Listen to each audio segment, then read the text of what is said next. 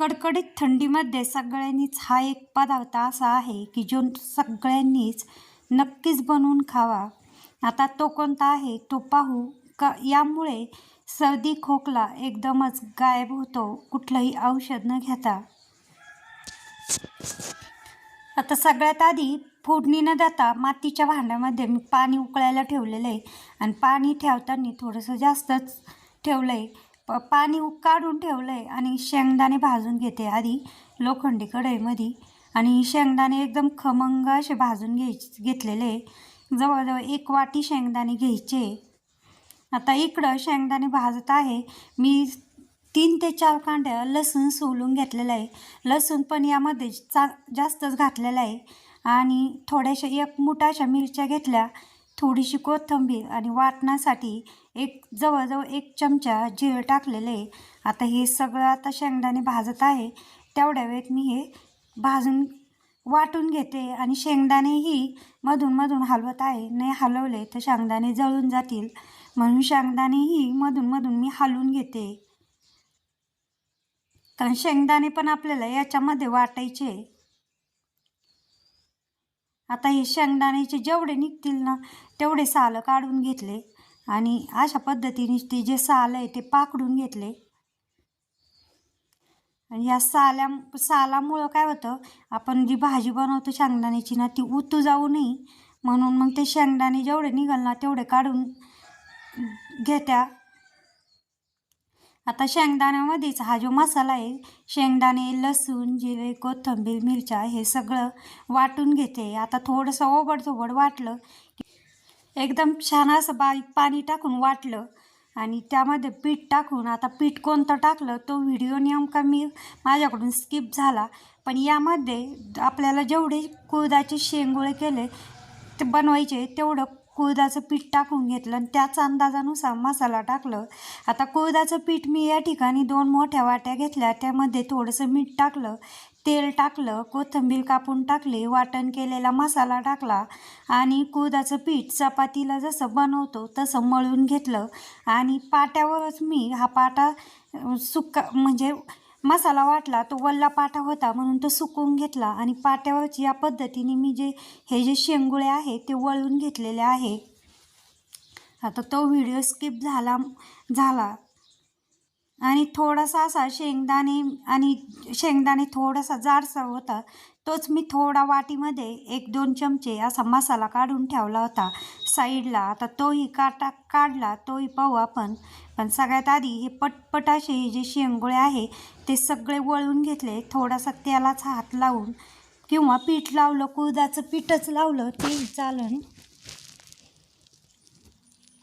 आणि पटकन असे झटपट असे वळून पण झालेले आहे ते शेंगोळे।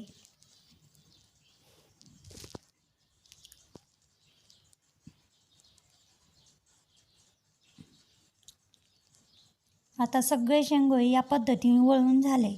आता जवळजवळ पिठाचा पाऊण हिस्साचे शेंगोळे मी वळले होते आणि इकडे जे आधण ठेवलं होतं मातीच्या भांड्यामध्ये त्या आधणालाही उकळी, म्हणजे फक्त पाणी टाकलं होतं मी, त्यालाही उकळी आली। आता आपल्याला तेलही टाकायचं आहे, पण ते तेल ज्यावेळेस शेंगोळे शिजत येईन त्यावेळेस आता फोडणी दिली नाही, वाटणामध्ये जिरे टाकले त्यामुळे मी फोडणी काय दिली नाही याला, फक्त पाणी उकळायला ठेवलं आणि पिठात ज्या अंदाजाने मीठ टाकलं त्याच अंदाजाने पाण्यातही थोडंसं मीठ टाकून घेतलं।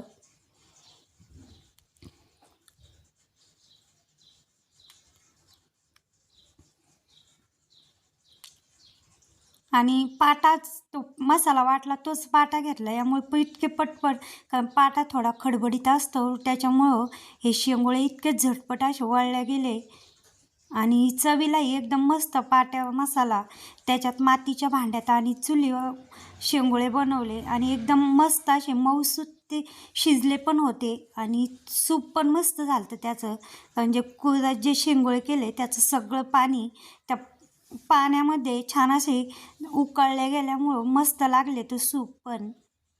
आणि हेच सूप कफ खोकला यावर एकदम औषधी असा हा उपयोग।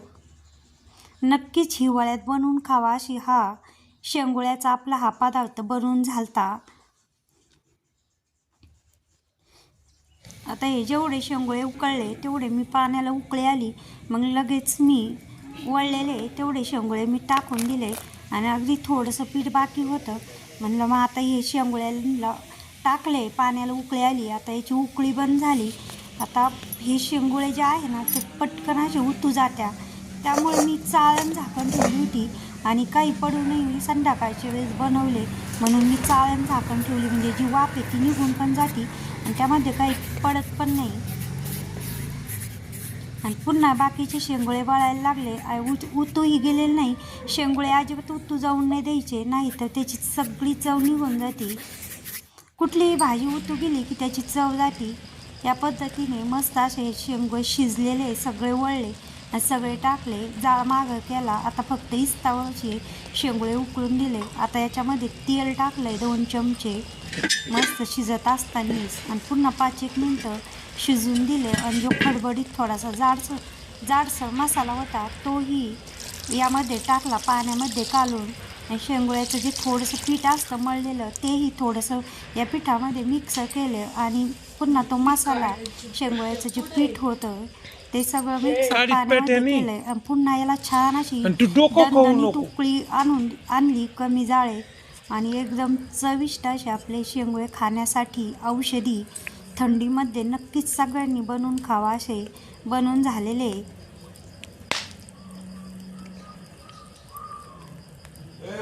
आता हा मसाला सगळीकडे जाऊन व्यवस्थित तुटू नये या पद्धतीने ते हलवून घेतलेले. भाकरी आता कवायची ना, काय 20 रुपये घालतो. छान असे शिजून दिले.